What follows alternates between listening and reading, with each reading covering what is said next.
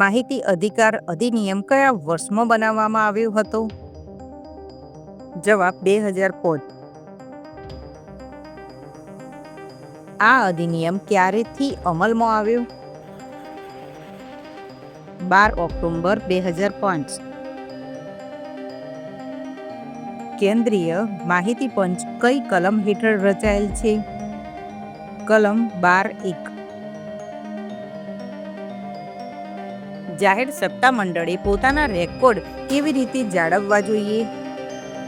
પત્રકમાં નોંધ કરીને અને અનુક્રમણિક કરીને.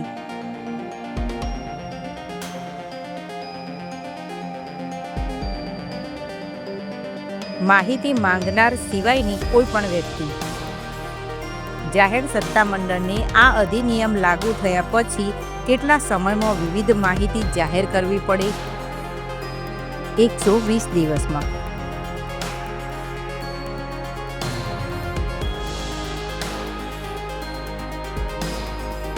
દિવસમાં.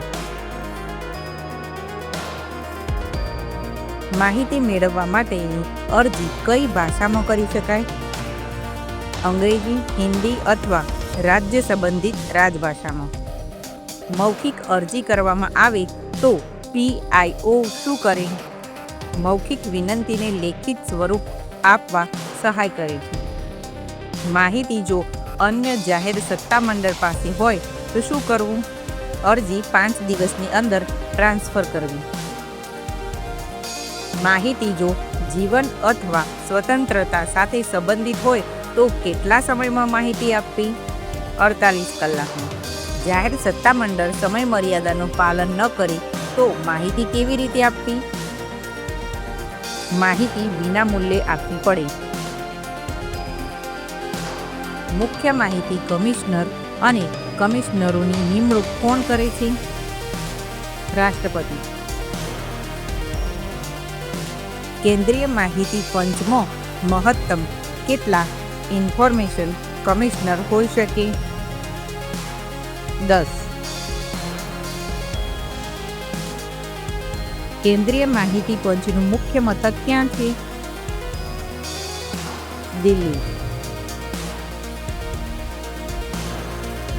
મુખ્ય માહિતી કમિશનર વધુમાં વધુ કેટલી ઉંમર સુધી હોદ્દા પર રહી શકે?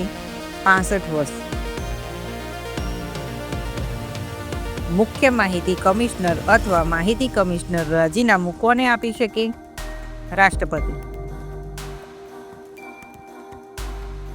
માહિતી કમિશનરના પગાર અને ભથ્થા કયા અધિકારીના સમાન રાખવામાં આવે છે?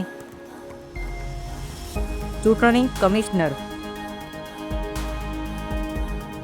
મુખ્ય માહિતી કમિશનર અથવા માહિતી કમિશનર જો અગાઉની નોકરીમાંથી પેન્શન લઈ રહ્યા હોય તો શું થશે?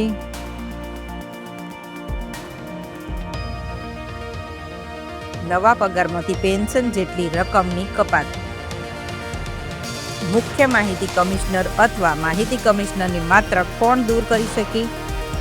રાષ્ટ્રપતિ. નીચેના પૈકી કઈ સ્થિતિમાં કમિશનરને દૂર કરી શકાય? રાજ્ય માહિતી કમિશનરની પસંદગી સમિતિના અધ્યક્ષ કોણ હોય છે? મુખ્યમંત્રી. રાજ્ય માહિતી પંચનું મુખ્ય મથક કોણ નિર્દિષ્ટ કરે છે?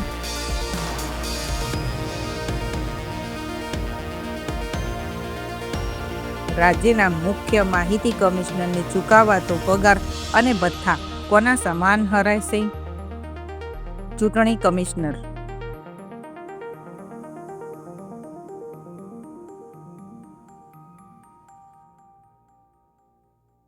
નિર્ણય ન મળે અથવા નિર્ણય ન ગમે તો પ્રથમ અપીલ કરી શકાય.